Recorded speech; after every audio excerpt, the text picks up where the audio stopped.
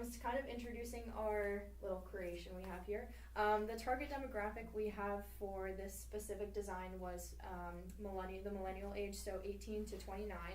And so kind of starting out with the floor plan for the lobby. So we have just really like open concept basically. Just to invite community. We want it to be small enough that you're able to talk to one another and feel like involved, but large enough that you don't feel like you have to be talking with someone one-on-one. So we have open floor plan and like coffee over here because we know millennials love coffee. And we also have some classrooms on either side here, maybe for like Sunday school or just a more intimate meeting. And we also involved the nature you see here, the lovely plants and everything. So this is basically just enhancing creation. There were studies that just showed that that really enhanced the space involving the nature and things like that. So we have that spread out along the lobby here also. Our second point of emphasis is the artwork, color schemes, decoration, seating. The flow of the entire church should point to something greater. The study that Greta just mentioned, we'll be referring throughout, and it's what we use to build our design. It's a study called Making Space for Millennials, performed by the Barna Group of Copperstone Knowledge Network. It can be found at thebarna.org. And we found a lot of interesting things from that. In this idea of the artwork and what we're trying to put together with our image. We go to an example from Apple. So with the Apple stores, Apple accomplishes this by clean, clear, smooth surfaces, lots of light, imagery of space and time. They create a community experience that promotes a part of something greater, something beyond. They also employ a contrast between their differently used room depending on the experiences they want to impart. And that's exactly what we're doing here. For a lobby, it's a wide open space, but yet there's areas that promote that community gathering within the church.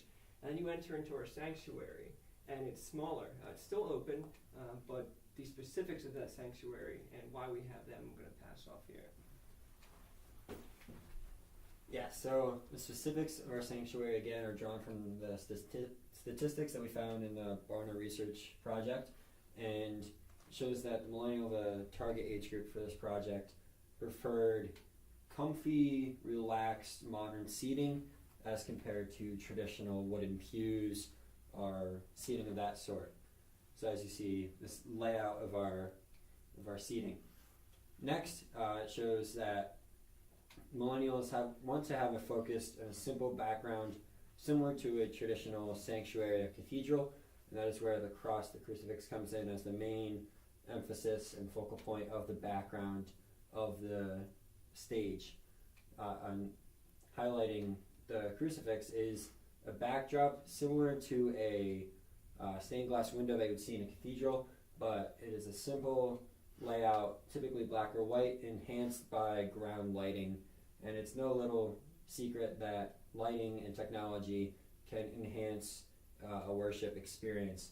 So with the lighting for the background and the lighting of the stage itself, there are two multimedia screens, projection for lyrics, for scriptures, or for anything that comes along throughout the service. So that is what these are for, and that is what the stage design looks like.